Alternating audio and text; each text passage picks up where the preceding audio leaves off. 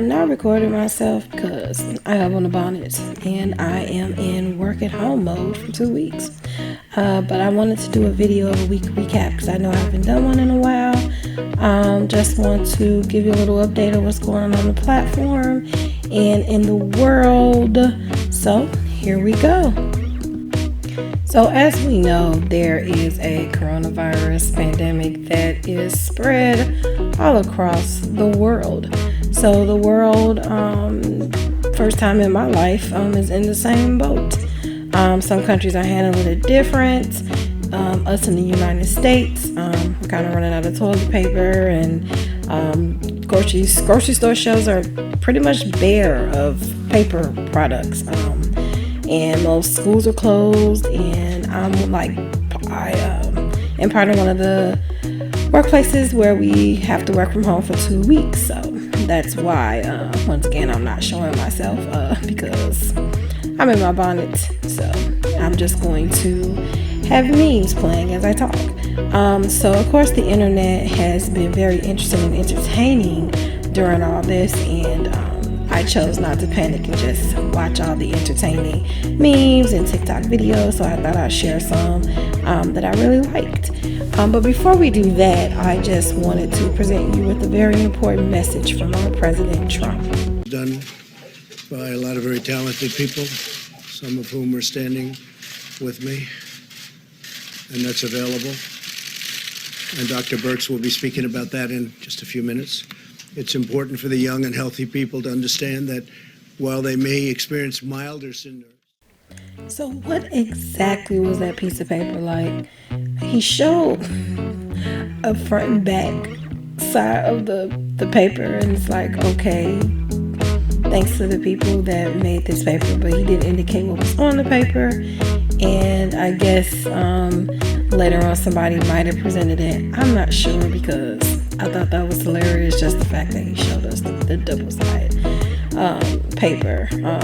I did see another meme that was commending him for putting a lot of effort in closing schools and things of that sort to make sure that the virus didn't spread.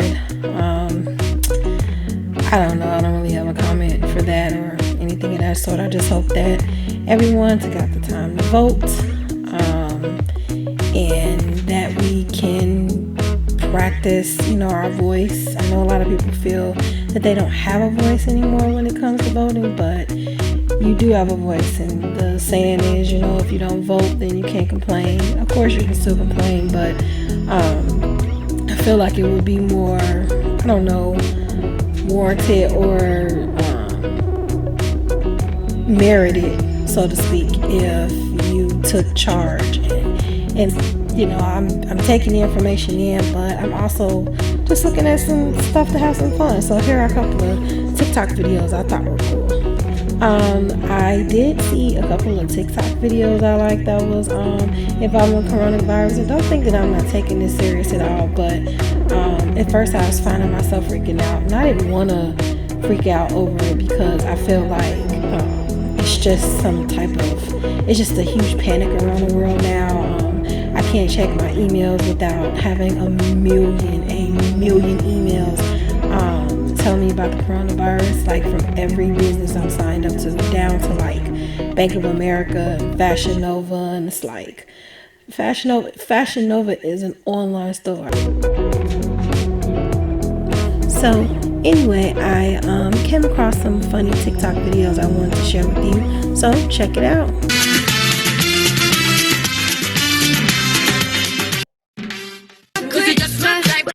You're a bad thing. Hey boy, I really wanna see you do your thing. Go down with a girl like me. Hey boy, I really wanna be with you. 'Cause you just my type. You're a bad. And another thing, why is it that The Simpsons is always pretty much predicting things that are happening in the future? Does anybody else find that creepy? That is just so creepy to me, that every time some type of catastrophic thing happens, that it already aired on The Simpsons. That is so weird to me. And if I was a heavy conspiracy theory, I would think that the things that are happening or planned. But I'm not gonna go there because I don't really know. It's not definitive, but it's just really weird. It makes Fans are adding just Tom binge Hanks' watch recent Simpsons. coronavirus diagnosis to the never-ending list of things The Simpsons has freakishly predicted. In their 30-plus years on the air, The Simpsons has become something of a prophetic franchise, with several series plot points that became, to various degrees, a reality. Among the series' weirdest and wildest predictions were the winners of several Super Bowls, the Siegfried and Roy Tiger attack, and most recently, Donald Trump's presidential election. Hey, Homer, didn't you say if Duff Dry wins, your daughter loves you? Not Duff Dry, Washington. Okay, they're both great teams. Because of The Simpsons' track record for calling the future sometimes decades before it happens, fans are now freaking out about what they see as an uncanny link between Tom Hanks' cameo in 2007's The Simpsons movie and his coronavirus quarantine after he and his wife Rita Wilson tested positive for the virus. At one point in the film, the castaway star appears in an advertisement for a new Grand Canyon being built in Springfield. During the end credits of the movie, Hanks, voicing himself, has a little something extra to say. This is Tom Hanks saying, if you see me in person, please, leave me be. Many are taking this gag as a prediction of Hanks' COVID-19 diagnosis. But while there have certainly been a few shocking parallels between The Simpsons plot lines and real-life events, the connection between Hanks' quarantine and the PSA-style cameo is pretty thin. First of all, Hanks isn't ill in The Simpsons movie. He's simply using his credibility to help out the government and advertise the new Grand Canyon that will replace Springfield. It's easy to see how the parallels between the movie's quarantine situation and Hanks' predicament might have some crossover, but it's a weak link at best. Not only does the dialogue in question sound like something just about every famous person says about going out in public, but the circumstances of the quarantine are also drastically different. The cameo in Hanks' current status actually mirrors some of The Simpsons' other softer predictions, like the three-eyed fish Bart found near a Springfield power plant during a 1990 episode mirroring three-eyed fish that was discovered in a reservoir in Argentina near a nuclear power plant nearly a decade later. There are similarities between what happens in the Simpsons movie and what's going on in real life, but anyone claiming that the film predicted Hanks getting the coronavirus is committing a huge leap in logic. Eepa! Trapped forever! It's all come true! Over the years, fans and even some conspiracy theorists have helped build the myth that The Simpsons can predict the future.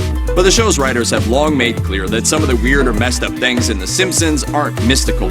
Back in 2010, Bill Oakley, an executive producer on the show at the time, told the New York Observer that the series' 9/11 connection in the City of New York vs. Homer Simpson episode is a completely bizarre and strange thing, but also acknowledged that the episode was full of World Trade Center material.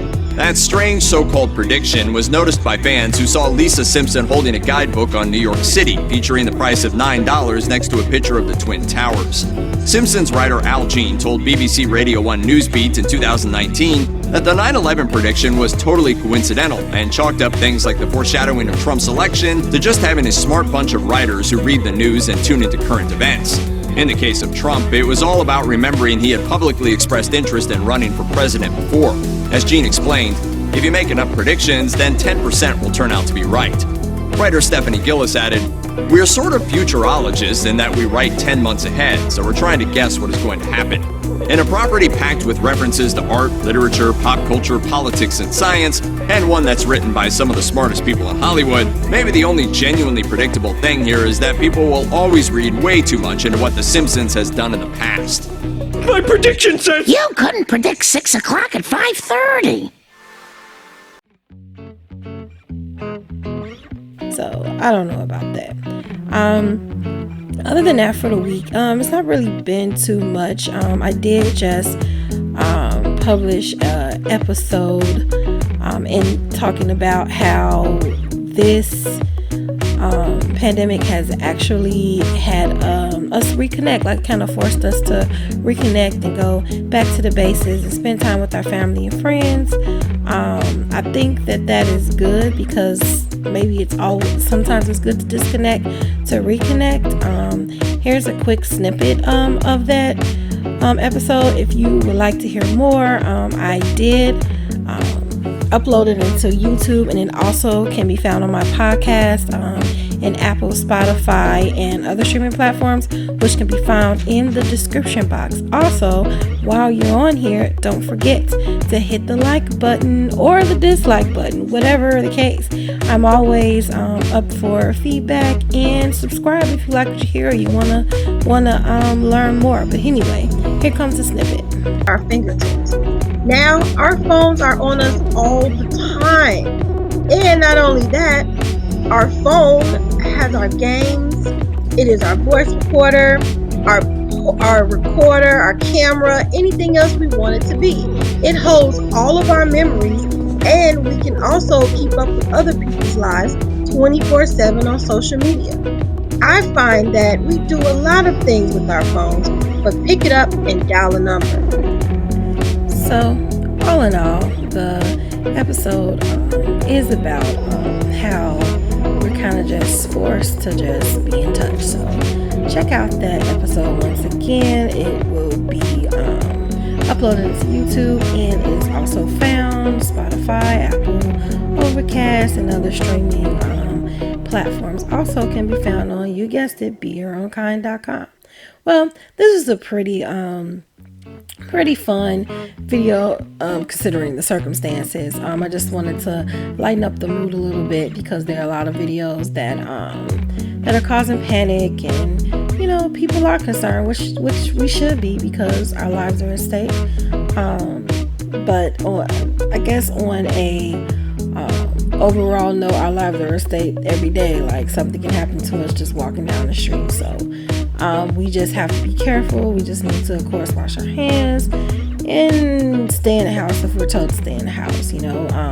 It's so much entertainment just with Netflix and family, and not too much overindulgence in the internet. But there are things that we can read a book just to cut off and disconnect and not just absorb all the panic news that is practically everywhere. So until next time, just stay safe, stay healthy, and as always, don't forget to be your own kind.